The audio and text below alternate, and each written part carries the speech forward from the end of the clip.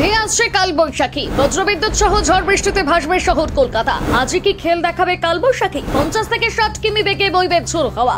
48 ঘন্টার মধ্যে আবহাওয়ার বড় পরিবর্তন। জানুন কোন কোন জেলায় তুমুল ঝড় বৃষ্টির সম্ভাবনা রয়েছে।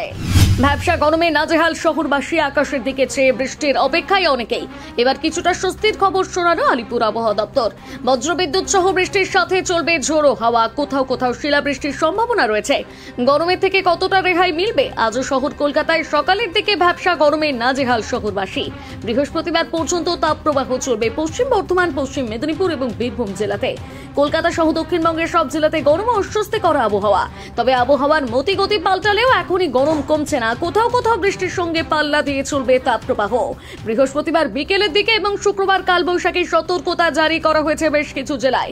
বজ্রপাত, শিলাবৃষ্টির সঙ্গে 60 থেকে 70 কিলোমিটার গতিবেগে দমকা হাওয়া বইতে পারে।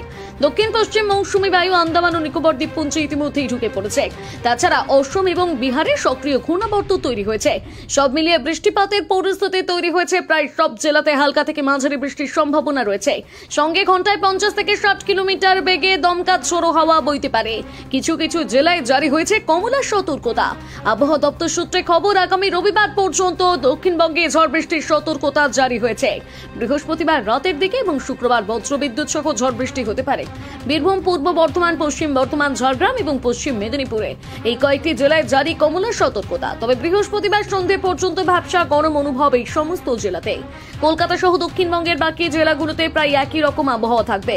উত্তরবঙ্গে আগামী শনিবার পর্যন্ত ঝড় বৃষ্টি চলবে। ভারী বৃষ্টির সতর্কতা রয়েছে দার্জিলিং, জলপাইগুড়ি, কালিম্পং, আলিপুরদুয়ার, কোচবিহার এবং উত্তর দিনাজপুরে। সঙ্গে ঝোড়ো হাওয়া বইতে পারে। উত্তপ্ত গরমে ছারখার হয়ে যাচ্ছিল শহরবাসী, তার থেকে সামান্য স্বস্তি বলা যায়।